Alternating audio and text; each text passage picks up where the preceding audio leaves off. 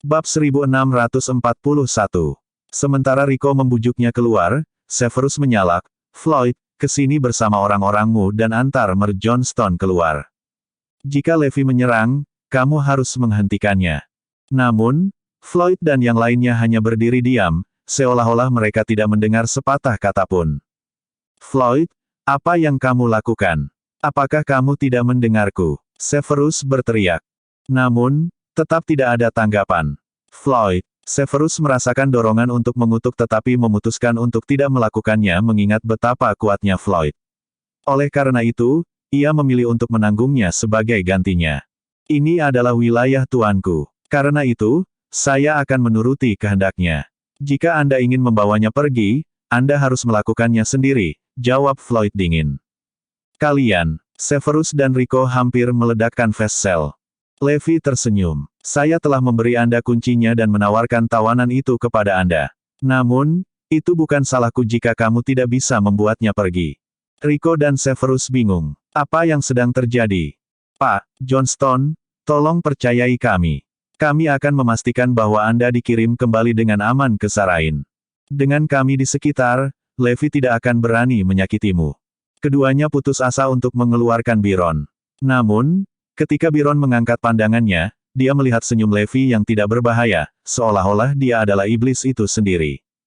Gemetar di sudut, jelas dari ekspresinya bahwa dia menolak untuk pergi. Dia tidak ragu lagi bahwa Levi akan membongkar tubuh robotnya begitu dia melangkah keluar. "Aku tidak pergi. Aku baik-baik saja di sini. Berhenti memintaku pergi." Biron bahkan mendorong Rico dan Severus keluar sebelum mengunci dirinya di kandang. Setelah itu, dia melemparkan kuncinya ke suatu tempat yang jauh. "Apa? Saya?" Baik Rico dan Severus tercengang. Mereka tidak percaya apa yang telah terjadi dan betapa traumanya Biron oleh Levi. Akibatnya, keduanya pergi setelah gagal membebaskan Biron. Mereka melaporkan masalah itu kepada Dragonites setelah mereka kembali. Sebenarnya, Levi ada benarnya. Dia membuat pendirian atas nama Erudia. Tepat. Bagaimana kita bisa membiarkan seorang penjahat bebas tanpa konsekuensi apapun? Ini tidak bisa ditoleransi. Sebagian besar Dragonite setuju dengan tindakan Levi. Severus dan Rico langsung merespon. "Kami tidak menyangkal bahwa Anda semua benar. Namun, mengingat betapa sensitifnya ini, kita harus mengecilkannya sejauh mungkin." Itu masuk akal, mengingat semakin banyak petarung kelas Supreme yang bermunculan. Akan bijaksana untuk tidak memicu konflik dalam keadaan yang membara seperti itu. Semua orang setuju alasan itu masuk akal. Pada saat itu, seorang utusan datang dengan sebuah laporan. "Pak, utusan Zarain, Randy Wiggins, ada di sini dan menuntut agar kita memberinya Biron. Mereka bertindak agresif dan berniat membawanya dengan paksa." "Rico, kenapa kalian berdua tidak pergi lagi? Mungkin, Levi akan berubah pikiran saat melihat utusan dari Zarain. Lagi pula, dia pintar dan tahu cara membaca situasi." "Tepat. Sekarang bukan waktunya bagi Erudia untuk terlibat dalam konflik. Kami masih belum cukup kuat dan membutuhkan lebih banyak waktu untuk mengumpulkan kekuatan kami." Beberapa jam kemudian, Levi melihat rombongan itu tiba di tempatnya. Dia tercengang oleh betapa cepatnya tanggapan itu. Namun, ketika dia melihat orang asing bersama mereka, dia langsung mengerti mengapa. "Apakah kamu di sini untuk tahanan?" tanya Levi. "Itu benar. Kami," jawab Randy. "Di mana kuncinya? Aku akan melepaskannya sendiri." Ketika Levi menunjuk kemana kuncinya, Randy terkejut melihat betapa kooperatifnya dia. Dia tidak sesulit bagaimana mereka membuatnya. Mengambil kunci, dia membuka sangkar. "Ayo pergi, Biron." Bab 1642. Randy dan anak buahnya tersenyum. Ini tampaknya terlalu mudah. Ini sama sekali berbeda dari apa yang digambarkan oleh para Dragonites. Mereka pasti sengaja menyesatkanku. Namun, mereka tercengang menemukan Biron meringkuk di sudut, tidak menggerakkan otot. "Biron, kami di sini untukmu. Ayo pergi." Randy mendesak. Namun, Biron menatap Levi dengan wajah berlinang air mata. Dia tidak berani pergi tanpa izin Levi. Tidak ada bedanya baginya bahwa utusan dari Zarain ada di sana. Dia masih sama ketakutannya.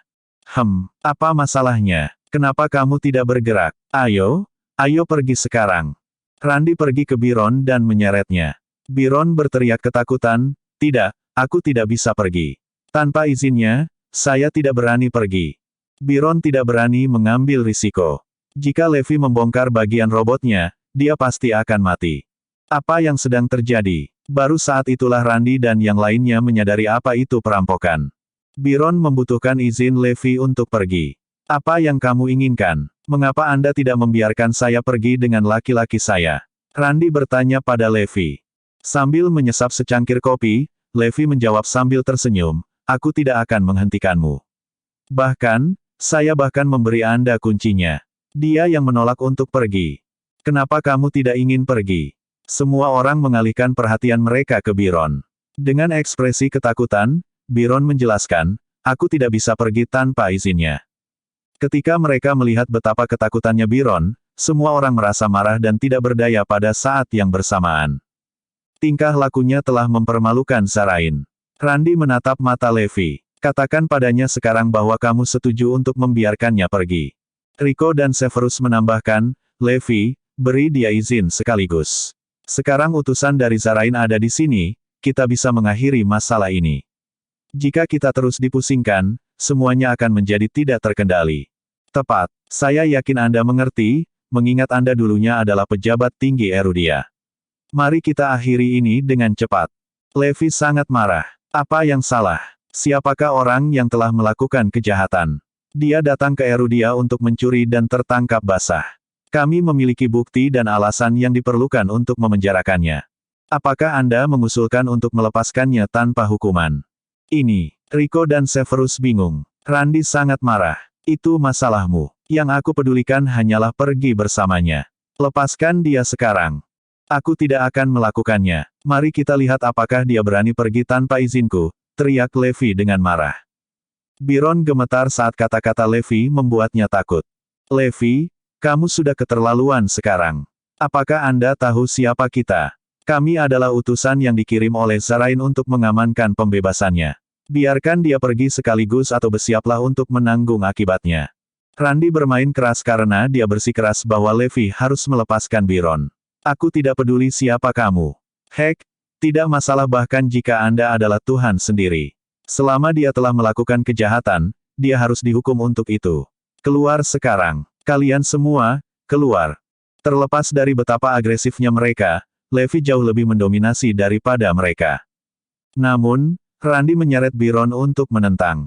Ayo pergi. Siapapun yang mencoba menghentikan kita akan melawan Zarain sendiri. Coba aku. Levi menatap Biron. Namun, Biron berlutut dan memohon, kalian harus pergi tanpa aku. Jika Anda benar-benar ingin menyelamatkan saya, Anda perlu izinnya. Itulah satu-satunya cara. Setelah menatap Biron dengan kekecewaan, Randy pergi dengan marah. Sebelum dia pergi, dia mengancam Levi, kamu yang memulai ini. Dan sekarang, kamu telah membuat musuh Zarain. Bab 1643. Levi, kamu benar-benar membuat kekacauan besar kali ini. Dengan itu, Rico dan Severus pergi dengan gusar. Levi tampaknya tidak keberatan. Lagi pula, saya adalah orang yang berakal. Dia menoleh ke Biron, yang berada di dalam sangkar, dan berkata sambil tersenyum, jangan khawatir. Anda akan terkunci di sana untuk sementara waktu. Jangan pernah berpikir untuk pergi. Oke, jawab Biron, mengangguk dengan keras. Aku tidak percaya bahwa petarung kelas tertinggi sepertiku menderita di tempat seperti ini. Saya berharap Randy akan dapat membawa bala bantuan setelah dia kembali. Entah aku harus membuat Levi menyerah padaku dan melepaskanku, atau dia harus mengirim seseorang yang kuat untuk menyeretku pergi. Sementara itu, para Dragonite terkejut mengetahui bahwa utusan Zarain telah pergi begitu saja. Ini tidak boleh terjadi. Jika Levi melanjutkan apa yang dia lakukan, itu akan menjadi malapetaka. Itu benar, utusan Zarain jelas marah, dan mereka bahkan mengatakan bahwa Levi telah menyebabkan masalah. Rico dan Severus sedang mengutarakan keluhan mereka ketika seseorang tiba-tiba berkata, sejujurnya, aku merasa apa yang dilakukan Levi benar. Mengapa kamu mengatakannya? Semua orang menoleh untuk melihat orang yang berbicara. Orang itu menjelaskan, pada saat seperti ini, kita harus bertindak lebih kejam. Jika kita terus menyerah secara membabi buta dan khawatir akan menyebabkan masalah, itu hanya akan menjadi lebih buruk. Kali ini, Itu hanya mencuri dari museum. Tapi lain kali, hal-hal bisa meningkat. Para wanita di Erudia bisa menjadi target berikutnya, atau mungkin ada pembunuhan dan kehancuran. Jadi, semakin mereka berasumsi bahwa Erudia tidak akan berani menimbulkan masalah, semakin kejam kita seharusnya. Mendengar itu, semua orang terdiam. Ya, kau benar. Semakin kita tahan, semakin lemah kita tampaknya, dan pada akhirnya kita akan memberi orang lain kesempatan untuk mengambil keuntungan dari kita. Erudia tidak menimbulkan masalah dengan sengaja, tapi kami tidak akan menghindar dari konfrontasi. Jika seseorang memprovokasi kami akan melawan. Pergi dan umumkan kepada semua orang bahwa Byron Johnston telah melanggar hukum Erudia akan dihukum. Ketika Levi mendengar pengumuman itu, dia tersenyum puas. Itu lebih seperti Dragonite yang kukenal, dan itu lebih seperti Erudia yang kukenal. Huff, pria itu punya nyali untuk membuat masalah, jadi tidak perlu takut padanya atau menunjukkan belas kasihan padanya. Pada akhirnya, Byron dijatuhi hukuman 10 tahun penjara dan dilucuti kekuasaannya. Hukuman yang keras adalah untuk menjadi peringatan bagi semua orang yang memendam niat buruk terhadap Erudia. Orang-orang Zarain marah ketika mereka mendengar berita itu. Mereka tidak menyangka bahwa Dragonite akan berpihak pada Levi dan menjadi begitu kuat. Tidak ada yang bisa dilakukan Zarain untuk menekan mereka lagi. Di Manor, Bruce sangat marah ketika mendengar berita itu. Tidak masuk akal. Beraninya mereka melakukan itu pada saudaraku. Kamu memaksa tanganku. Dia menggeram. Tuan, ini salah kami, kata kedua kepala pelayan saat mereka berlutut di lantai, gemetar seperti daun. Tatapan Bruce berangsur-angsur menjadi gelap. Kenapa kamu tidak menjaga adikku dengan benar? Dia menuntut, mengeluarkan teriakan frustrasi. Kemudian, dia meletakkan satu tangan di kepala setiap kepala pelayan. Ah! Mereka berteriak kesakitan. Sebuah energi gelap berputar di sekitar tangan Bruce dan mulai menyedot kekuatan hidup dari dua kepala pelayan, yang berteriak kesakitan. Tubuh kedua pria itu mengerut dan menua dengan cepat sebelum akhirnya jatuh ke lantai dengan bunyi gedebuk. Yang tersisa hanyalah dua kerangka tergeletak di antara tumpukan pakaian. Yang lain yang hadir bergidik ketakutan saat mereka berlutut di lantai. Itu terlalu menakutkan. Jangan khawatir, saudara. Tentara sekutu akan segera menyerang Erudia, dan aku akan menyelamatkanmu dari lubang neraka itu. Erudia akan menjadi milik kami, dan kamu akan dapat melakukan apapun yang kamu inginkan. Bruce bergumam dengan marah. Saat dia melihat ke kejauhan, dia menambahkan, dan garnisun Levi itu. Saya pasti akan mengingat namanya dan membuatnya membayar harga untuk tindakannya. Bab 1644. Benar, tindakan kita selanjutnya adalah berhubungan dengan petarung kelas tertinggi Erudia serta yang dari Raisonia, Kirea, dan negara tetangga lainnya. Aku akan menghancurkan Erudia sekali dan untuk selamanya, dan tidak ada tempat di negara itu yang aman. Bruce menyatakan dengan senyum gila. Saat petarung kelas tertinggi Erudia menyerang, kita akan mengepung mereka. Ini akan sangat menakutkan sehingga mereka tidak akan tahu apa yang menimpa mereka. Kita harus bergegas dan bertindak cepat. Kita tidak boleh memberi Erudia kesempatan untuk membela diri. Bruce memanggil. Rencananya adalah untuk mempercepat upaya mengumpulkan kekuatan bagi tentara sekutu untuk menyerang Erudia dan menyelamatkan Byron sesegera mungkin. Aku akan bertemu seseorang yang penting hari ini. Siapkan kapal pesiar, Bruce memerintahkan. Setengah hari kemudian, Bruce menghentikan kapal pesiar di tengah laut yang berkilauan. Hamparan laut itu terkenal dengan sebutan Devil's Lair. Cuaca tidak dapat diprediksi, badai petir sering terjadi, dan perahu sering hilang di daerah tersebut. Karena itu, para pelaut menganggapnya sebagai daerah terlarang dan tidak berani berlayar terlalu dekat. Sadar akan bahayanya, kapten dan kru gemetar ketakutan. Kita harus pergi. Itu terlalu berbahaya. Mereka memanggil. Meskipun demikian, Bruce tampak tenang dan berkata sambil tersenyum, tidakkah menurutmu aku tahu bahwa ini adalah sarang iblis? Tapi tahukah Anda bahwa tersembunyi di perairan ini adalah istana Poseidon? Semua orang tersentak kaget. Ada orang yang tinggal di Devil's Lair. Bruce melanjutkan, Anda pasti bertanya-tanya bagaimana orang-orang ini bisa tinggal di sini selama bertahun-tahun. Tapi biarkan saya begini. Mereka tak terkalahkan di laut. Yang menakutkan adalah mereka mungkin memiliki lebih dari satu prajurit kelas tertinggi peringkat 6 dan 7 atau 8 prajurit kelas 5 peringkat 5. Jadi, Kita hanya bisa membayangkan berapa banyak lagi pejuang terampil yang mereka miliki. Lagi pula, semakin keras lingkungan, semakin kuat prajurit itu. Petik 2. Semua orang tercengang mendengarnya. Bruce tersenyum dan berkata, itu sebabnya saya mengatakan bahwa mereka tak terkalahkan di laut. Tuan, jadi Anda di sini untuk mengundang mereka bergabung dengan tentara sekutu.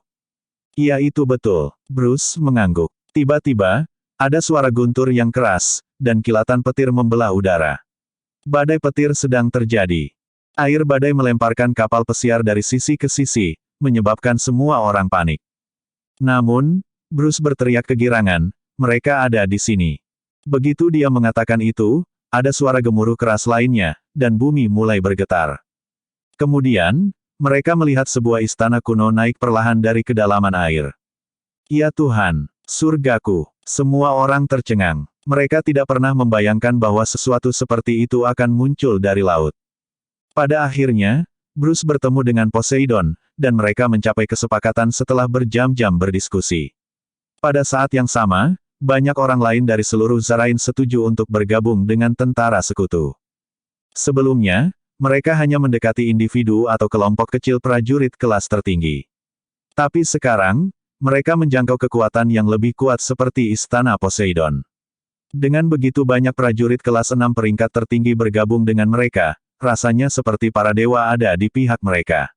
Itu adalah efek dari kehadiran prajurit kelas tertinggi, dan jumlah mereka hanya bertambah. Apa yang akan terjadi dengan begitu banyak prajurit berkumpul, hanya bisa dibayangkan. Saat antisipasi pertempuran yang akan datang semakin intensif, ketenangan sebelum badai menjadi semakin mencekik. Meskipun Erudia sedang membangun kekuatannya dan jumlah pejuang kelas tertinggi mereka meningkat, upaya mereka hanyalah setetes ember dibandingkan dengan seberapa cepat tentara sekutu tumbuh. Alih-alih berfokus pada peningkatan jumlah pejuang kelas tertinggi mereka, tentara sekutu telah mengalihkan fokus mereka untuk meningkatkan pejuang kelas tertinggi peringkat 6 mereka. Sejauh ini, belum ada petarung kelas 6 tertinggi di Erudia, belum lagi di antara para Dragonite. Satu-satunya orang yang mereka kenal adalah Gubernur Wildefield sebelumnya, yang sekarang menjadi tubuh mumi. Sementara itu, Levi juga tidak tinggal diam. Berdasarkan apa yang dikatakan Biron dan analisisnya tentang situasi saat ini, dia bisa merasakan bahaya yang akan segera terjadi. Meskipun kecewa dengan Dragonites, dia tidak akan duduk dan tidak melakukan apa-apa ketika keselamatan Erudia, serta keselamatan teman-teman dan keluarganya, dipertaruhkan. Siapapun yang berani menyerang Erudia akan merasakan amarahku. Sebagai seorang pejuang, saya harus menjawab panggilan tugas. Karena itu, dia mulai melakukan persiapan. Dia diam-diam melatih tim, yang dia juluki pembela naga, untuk melindungi Erudia dan orang-orangnya. Selain itu, ia menemukan banyak teknik dan strategi baru. Beberapa dari mereka dapat meningkatkan keterampilan seseorang dengan kecepatan yang dipercepat, sementara yang lain bekerja dengan kecepatan yang lebih bertahap. Dia bahkan memberikan resep untuk meningkatkan kekuatan dan fisik seseorang. Singkatnya, dia melakukan semua yang dia bisa. Lagi pula, tidak akan cukup hanya mengandalkan Floyd dan yang lainnya. Dia terus melatih mereka. Sekarang, ada lebih banyak petarung kelas tertinggi di antara mereka, dan Floyd adalah orang yang meningkat paling cepat.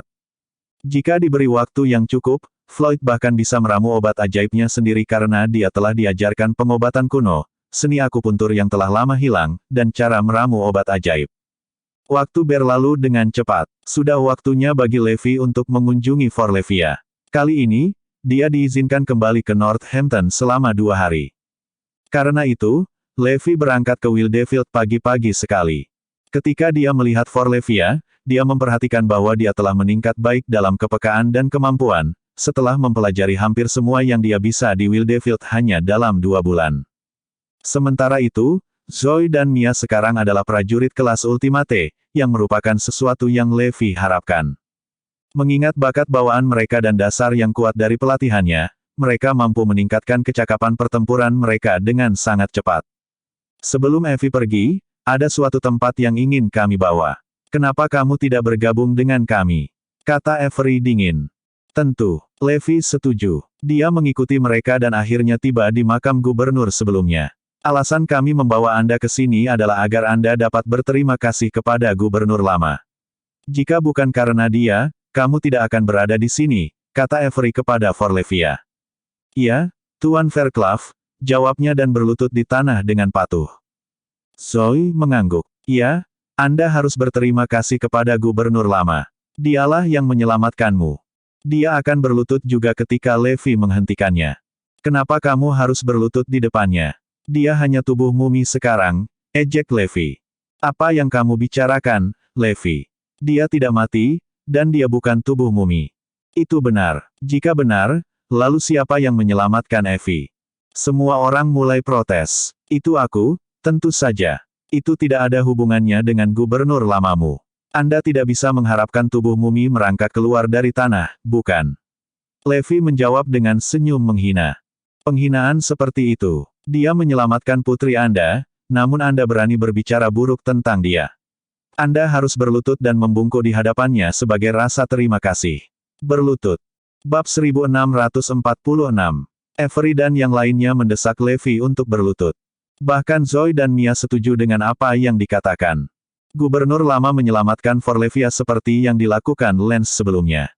Karena itu, sebagai ayah Forlevia, Levi harus berlutut bersyukur. Levi, kenapa kamu tidak berlutut saja dan mengucapkan terima kasih? Bagaimanapun, dia seorang penatua, dan dia menyelamatkan Evie. Anda melakukan hal yang sama pada Lance juga, bukan? Jadi, mengapa Anda membuat masalah besar dari ini? Kata Zoe. Ketika Levi mendengar itu, dia tercengang. Kapan aku berlutut dan berterima kasih pada Lance? Balasnya. Dia muridku. Bagaimana dia berani membiarkan saya berlutut di depannya? Banyak orang melihatmu melakukannya, jadi berhentilah berpura-pura. Zoe menjawab, tampak putus asa. Levi terlalu sombong. Semua orang tahu apa yang terjadi. Namun, apa yang dia tidak tahu adalah bahwa Lance adalah orang yang berlutut di depan Levi. Lupakan, dia tidak harus berlutut, kata Avery tidak sabar. Avery akhirnya membiarkan mereka pergi setelah Forlevia berterima kasih kepada gubernur lama. Namun, dia mengirim banyak prajurit terampil untuk melindungi Forlevia dalam perjalanan. Bahkan, dia hampir pergi sendiri. Ketika mereka mencapai Northampton, mereka menemukan bahwa keluarga Lopez, keluarga Black, dan keluarga Jones telah merencanakan upacara penyambutan yang megah untuk merayakan kepulangan mereka. Itu adalah acara yang meriah dengan suara keras petasan, gong, dan drum yang berdering di udara. Orang-orang di sana menaruh semua harapan mereka pada Forlevia, Zoe, dan Mia. Itu bukan hanya karena identitas mereka tetapi juga karena mereka adalah pejuang yang tangguh, bahkan menurut standar keluarga besar Westford. Kamu tidak mengecewakan kami. Zoe dan Mia sekarang adalah prajurit kelas ultimate. Anda berdua unggul di setiap bidang dan benar-benar membuat kami bangga. Perjamuan ini untuk menghormati Anda, jadi lanjutkan dan nikmati sesuka hati Anda. Petik 2. Perjamuan itu diselenggarakan oleh beberapa keluarga. Ketika mereka melihat Levi hendak duduk bersama Zoe dan yang lainnya, seseorang berkata, Levi, kamu harus pindah ke tempat lain. Meja ini bukan tempat Anda seharusnya duduk. Petik 2. Mereka tidak berpikir bahwa dia memenuhi syarat untuk duduk bersama Zoe dan yang lainnya. Bagi mereka, dia hanyalah orang biasa dengan masa lalu. Dia tidak memegang lilin sama sekali untuk Zoe, dan terutama karena Zoe telah naik level untuk menjadi prajurit kelas ultimate. Forlevia, Zoe, dan Mia duduk di meja utama. Bahkan Aaron dan Caitlin telah menerima mereka sebagai seniman bela diri. Bagaimanapun, waktu telah berubah, dan banyak seniman bela diri yang tertutup tinggal di antara warga. Caitlin menghela nafas dengan keras dan berkata, saya harus mengatakan bahwa putri saya terlalu cakap. Sayang sekali dia menikah begitu muda. Semua orang memiliki ekspresi jijik di wajah mereka. Sekarang kesenjangan status antara Levi dan Zoe semakin lebar dan Forlevia sepertinya ditakdirkan untuk masa depan yang cerah. Levi menjadi lebih merusak pemandangan. Namun, tidak ada yang bisa berbuat apa-apa. Levi juga berkontribusi. Tanpa dia, tidak akan ada orang jenius yaitu Evie, kata Thierry sambil tersenyum. George tertawa. Itu benar. Kontribusi terbesarnya adalah Evie. Semua orang terbahak-bahak. Son dan Logan memegangi perut mereka dan tertawa terbahak-bahak saat mendengarnya. Memikirkan bahwa kontribusi terbesar seorang pria adalah anaknya. Haha. Levi, kau memalukan bagi kami para pria. Anda bukan pria sejati. Anda tidak lebih dari alat untuk membuat bayi. Semua orang memandang Levi dengan jijik dan mulai mengejeknya setelah mendengar apa yang dikatakan Thierry dan George. Tiba-tiba, Levi berdiri dan memberi isyarat pada kedua pria itu. Melangkah keluar bersamaku. Bab 1647. Begitu kata-kata itu keluar dari mulut Levi, keheningan yang mendalam menimpa kerumunan. Meski tercengang, Thierry dan George tidak bisa menahan tawa. Apakah kamu berbicara dengan kami? Iya, keluar sekarang juga. Levi memerintahkan sambil berdiri dan berjalan pergi. Thierry dan George saling tersenyum sebelum mengikuti. Tidak ada yang mengikuti. Mereka berteriak kepada orang banyak. Jauh di lubuk hati, Thierry dan George meluapkan kegembiraan. Di masa lalu, mereka merasa sangat tertindas di sekitar Levi sehingga mereka tidak pernah berani mengungkapkan pikiran mereka. Namun, sekarang Levi hanyalah manusia biasa, itu adalah kesempatan emas mereka untuk membalasnya. Segera, Thierry dan George mengikuti Levi ke sudut terpencil. Ada apa, Levi? Tidak senang dengan kami. Apakah Anda ingin menghajar kami? Thierry bertanya sebelum tertawa terbahak-bahak bersama George. Bibir Levi melengkung menjadi senyum licik saat dia mengejek, kamu sangat berani berbicara seperti itu padaku. Tentu saja. Apakah Anda pikir Anda masih berkuasa, Levi? Perhatikan baik-baik dirimu. Kamu bukan apa-apa selain orang biasa sekarang, jadi berhentilah mencoba memerintah kami. Sungguh lelucon. Levi memelototi kedua pria itu dan bertanya, apakah kalian berdua memanggilku alat pembuat bayi tadi? Oh ya, tidakkah menurutmu ada banyak nilai di dalamnya? Kami berharap Anda akan memberi kami beberapa anak lagi, dan semoga mereka semua akan seperti Evie. Kamu akan sangat dihormati, dan semua orang akan menantikan semua anak yang akan kamu buat dengan sibuk. Hahaha. Tergelitik oleh lelucon mereka, Thierry dan George tertawa terbahak-bahak. Rasanya menggembirakan mengetahui bahwa orang yang pernah memerintah mereka sekarang dipermalukan oleh mereka. Jadi menurutmu itu lucu? Tanya Levi datar. Wah, lucu sekali. Tentu saja. Bang! Sebelum Thierry bisa menyelesaikan kalimatnya, sebuah pukulan mendarat tepat di mulutnya. Pada saat itu, darah berceceran keluar dari mulut Thierry, dan beberapa giginya juga berhamburan. Tamparan, tamparan, tamparan. Levi segera menindaklanjuti dengan beberapa tamparan berturut-turut sampai wajahnya berubah menjadi berantakan berdarah. Levi Garnison, apa sih yang kamu lakukan? George berteriak. Dan Anda juga. Levi berteriak sebelum muncul di depan George. Bam! Levi mengangkat kakinya dan membuat George terbang dengan tendangan yang menghancurkan. Itu hanya satu tendangan, tetapi kekuatan darinya hampir membunuh George. Thierry dan George tercengang. Segala sesuatu yang telah dilakukan Levi bukanlah apa yang bisa dilakukan oleh manusia biasa. Memang, Levi bukanlah manusia biasa. Itulah yang dipikirkan orang lain, tetapi Levi tidak pernah membuktikannya. Begitukah caramu berbicara denganku? Levi bertanya sambil tersenyum. Thierry dan George langsung berlutut dan memohon pengampunan. Tidak, kami tidak akan pernah. Kami meminta maaf. Kami salah. Jaga mulutmu. Jika Anda tidak menginginkannya, beritahu saya, dan saya akan menghancurkannya di kepala Anda. Petik 2. Dengan peringatan keras yang dikeluarkannya, Levi berbalik dan pergi. Kembali ke perjamuan, para tamu lainnya mengobrol di antara mereka sendiri. Hei, bukankah Levi dan dua lainnya sudah pergi untuk sementara waktu sekarang? Saya harap tidak ada hal buruk yang terjadi. Haha, aku yakin itu karena mereka berdua sedang memberi pelajaran pada Levi. Semua orang melemparkan kepala mereka ke belakang dengan tawa parau saat mereka melanjutkan gosip mereka. Bahkan Cora dan Meredith menimpali, Levi menjadi terlalu arogan.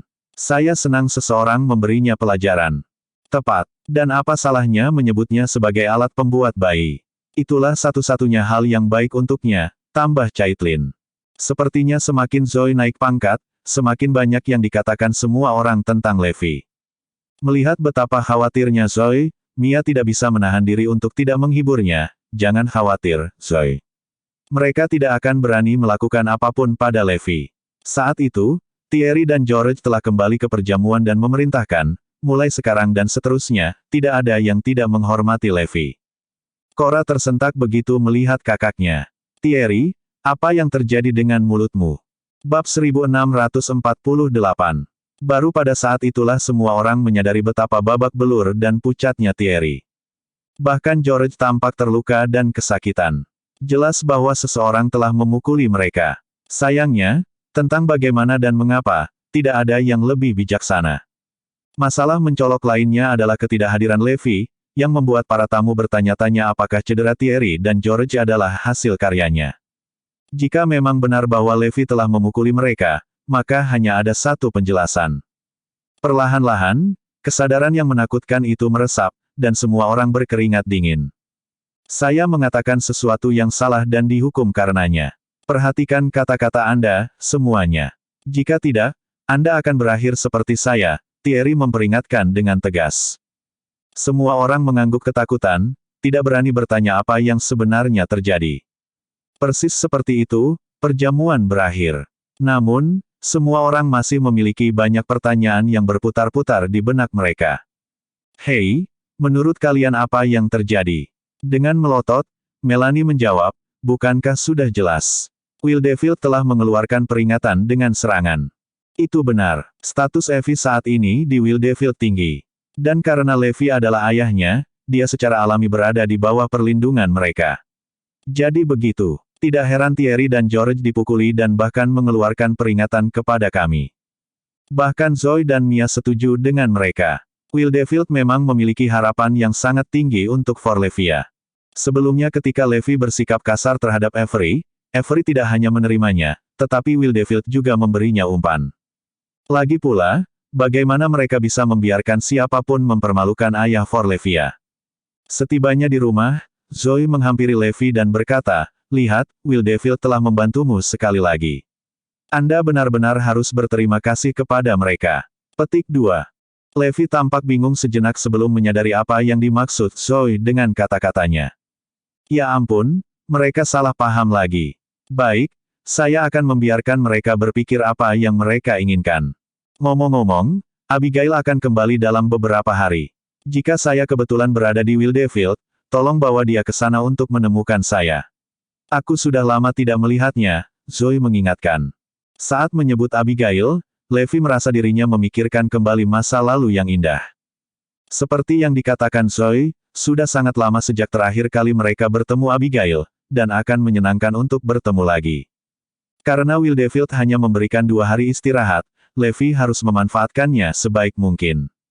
Karena itu, dia membawa Forlevia keluar untuk bermain, membiarkannya menjalani kehidupan biasa sebanyak mungkin. Itu juga sudah lama sejak Zoe bertemu dengan teman sekelas dan teman-temannya, jadi dia memutuskan untuk mengadakan pertemuan untuk semua orang. Begitu mereka mendengarnya, Levi juga menghadiri pertemuan dengan Forlevia di belakangnya. Banyak teman sekelas Zoe juga sudah lama tidak bertemu, jadi pertemuan itu semakin menghangatkan hati. Ketuk-ketuk-ketuk. Tiba-tiba, suara langkah kaki terdengar. Ketika semua orang menoleh untuk melihat, yang mereka lihat hanyalah seorang pria jangkung yang mengenakan setelan jas dan sepatu kulit tanpa celah, tampak sangat ramah dan necis. Pada pandangan pertama, tidak ada yang bisa mengenalinya. Apakah kamu Jared Smith? Zoe akhirnya bertanya. Apa, itu dia? Begitu Zoe menyebut namanya, kerumunan itu menjadi gempar. Bahkan Levi sangat terkejut. Jared adalah teman sekelas sekolah menengah dan universitas mereka. Dia selalu menjadi lambang seorang kutu buku. Selain menguasai semua mata pelajarannya di sekolah, dia tidak memiliki kelebihan lain. Namun, dia terkenal karena kecintaannya pada sains, sampai-sampai orang melihatnya sebagai ilmuwan gila. Ketika dia berbicara, dia akan sangat gagap sehingga orang-orang kesulitan memahaminya, dan lebih buruk lagi jika ada Zoe di sekitarnya. Namun, itu tidak mengejutkan, karena sudah menjadi rahasia umum bahwa dia naksir Zoe. Secara keseluruhan, Jared sangat tidak diinginkan. Dia tidak hanya ceroboh dan jelek, tetapi dia juga tidak memiliki kondisi kehidupan terbaik sebagai anak dari keluarga orang tua tunggal. Secara alami, tidak ada gadis yang jatuh cinta padanya. Namun, Jared yang sekarang dilihat semua orang telah berubah 180 derajat. Segala sesuatu tentang dia, dari penampilannya hingga sikapnya, telah berubah. Jika Zoe tidak menyebutkan namanya, yang lain akan mengira dia semacam selebriti. Wow, Jared, kamu sudah banyak berubah, salah satu teman sekelas berseru ketika semua orang menatapnya dengan tak percaya. Jared terkekeh dan menjawab, semua orang semakin berubah. Aku hanya berubah dalam hal penampilanku. Bab 1649. Setelah mendengar Jared berbicara, Levi bahkan lebih terkejut. Dia bukan lagi Jared yang pemalu dan penurut seperti yang kukenal. Saat pembicaraan berlanjut, Jared mengungkapkan bahwa karena tidak puas dengan penampilannya, dia telah menjalani operasi plastik di Kirea. Semuanya bisa berubah akhir-akhir ini, jadi tidak perlu menyembunyikan tentang menjalani operasi plastik, kata Jared terus terang. Apa yang sedang kamu kerjakan sekarang, Jared? Saya bergabung dengan organisasi teknologi setelah saya lulus dari universitas. Tapi setelah itu, saya memutuskan untuk solo. Sekarang saya mengelola perusahaan teknologi yang meneliti dan memproduksi senjata baru. Kami bahkan memiliki kemitraan dengan berbagai kelompok asing. Semua orang menatap kaget dan kagum begitu Jared selesai berbicara. Berdasarkan pencapaian saja, Jared hanya berada di urutan kedua setelah Zoe, dan itu sangat mengesankan. Di antara kami semua, kamu dan Zoe adalah yang paling berprestasi. Anda tahu tentang seniman bela diri, bukan? Zoe sekarang menjadi prajurit kelas tertinggi, sangat kuat sehingga dia bisa menghancurkan dunia jika dia mau. Yang mengejutkan semua orang, Jared hampir tidak terkesan. Artis bela diri sangat dilebih-lebihkan. Teknologi modern sangat mampu mengalahkan mereka. Bagaimana mungkin, prajurit kelas tertinggi dikenal mampu melawan senjata nuklir kecil. Dengan itu, semua orang terlibat dalam diskusi panas tentang seniman bela diri dan senjata modern. Levi, yang telah mendengarkan dalam diam, mengerutkan alisnya. Dia punya firasat bahwa Jared tidak membual demi meremehkan seniman bela diri. Jared terlalu percaya diri dan sepertinya tahu banyak tentang prajurit kelas tertinggi. Ada kemungkinan besar dia mengatakan yang sebenarnya. Memikirkan bahwa orang biasa seperti dia bisa mengejek prajurit terbaik kita. Itu pasti menakutkan. Namun, Levi memutuskan untuk tidak terlalu memikirkannya dan terus menikmati pertemuan itu. Segera setelah itu berakhir, Levi pergi dengan Forlevia untuk mendapatkan mobil, hanya untuk melihat Zoe dan Jared berdebat ketika mereka kembali. Tentu saja, Zoe masih marah ketika dia akhirnya masuk ke dalam mobil. Levi melihat tatapan gelap di wajah Jared melalui kaca spion. Ternyata, Jared telah menyatakan perasaannya kepada Zoe. Dia mengklaim bahwa dia tidak akan keberatan dengan masa lalunya, bahwa dia akan menerima Forlevia sebagai miliknya, dan bahwa Levi tidak lagi cukup baik untuknya. Dia gila. Dia adalah anak yang jujur di sekolah. Bagaimana dia menjadi seperti ini? Semakin saya melihatnya, semakin saya pikir dia terlihat seperti iblis. Zoe meludah saat kemarahan terus membakar dirinya. Levi mengangguk. Sentimen saya persis. Saya pikir kesuksesan bisnisnya telah mencapai kepalanya dan mengubah seluruh kepribadiannya. Baiklah, jangan bahas dia lagi. Aku juga tidak ingin bertemu dengannya lagi. Sementara itu, di ruang pertemuan markas besar Triple Group Stellar City, seorang tamu misterius telah berkunjung. Mari kita potong untuk mengejar. Tujuan kunjungan saya adalah untuk mengundang Triple Group untuk bergabung dengan tentara sekutu. Ini daftar semua anggota dan organisasi yang sudah bergabung, kata tamu itu sambil menyodorkan daftar nama ke semua orang. Setelah melihat daftar nama, warna terkuras dari wajah semua orang. Apa, mereka semua sudah bergabung? Meskipun banyak terengah-engah dan seruan, tidak butuh waktu lama sebelum Triple Group mengambil keputusan. Hitung kelompok 3 masuk. Triple Group mungkin terlihat seperti perusahaan biasa, tetapi pada kenyataannya, mereka adalah kekuatan yang kuat. Mereka telah menyembunyikan kekuatan mereka yang sebenarnya sampai janji dewa dihancurkan. Baru kemudian mereka secara bertahap menunjukkan kehebatan mereka. Namun, Triple Group punya permintaan. Apa itu? Tanya tamu itu dengan heran. Ketika saatnya tiba, kamu harus memberi kami Levi. Permintaan mereka sederhana, tetapi itu sangat menghibur tamu sehingga dia mulai tertawa. Apa yang telah dilakukan Levi Garrison untuk menjadi target nomor 1? Setiap orang telah membuat permintaan yang sama, yaitu menyerahkan dia. Orang-orang dari Triple Group membeku sesaat sebelum bertanya, apa? Siapa lagi yang meminta Levi? Ada begitu banyak sampai saya kehilangan hitungan. Tetapi saya dapat memberitahu Anda bahwa setidaknya ada 30 pasukan di pasukan sekutu yang menginginkan Levi dan lebih dari 100 orang yang menginginkan kematian Levi. CAB 1650. Tamu misterius itu melanjutkan, mereka yang memintanya adalah prajurit kelas tertinggi. Sejujurnya aku tidak tahu bagaimana Levi telah menyinggung kalian semua. Saat itu, ekspresi semua orang berubah drastis. Itu karena Levi seorang diri mengusir kita dari Erudia dan menghancurkan segalanya untuk kita. Dia bahkan membunuh penerus Triple Group. Tidak mungkin kita bisa mengambilnya dengan berbaring. Petik 2. Senyum tersungging di wajah sang tamu. Kalau begitu dia memang pantas untuk dibunuh. Katakan apa, saya akan menyerahkan Levi dan seluruh keluarganya kepada Anda. Kamu bisa melakukan apapun yang kamu suka pada mereka. Setelah jeda, tamu itu melanjutkan, omong-omong, saya mendengar bahwa Triple Group sangat maju dalam bidang teknologi dan rekayasa genetika. Anda bahkan diam-diam telah menciptakan banyak prajurit dengan kualitas kelas tertinggi, bukan? Kami membutuhkan angka pasti Anda, jadi kami dapat membuat rencana pertempuran kami dengan lebih baik. Petik 2. Manajemen senior Triple Group bertukar pandang gugup sebelum memberikan rincian kasar dari informasi yang diminta. Setelah melalui angka-angka, tamu itu menarik napas tajam. Ini menakutkan. Kekuatan tempur Triple Group setidaknya 5 kali lebih kuat dari yang saya bayangkan. Petik 2.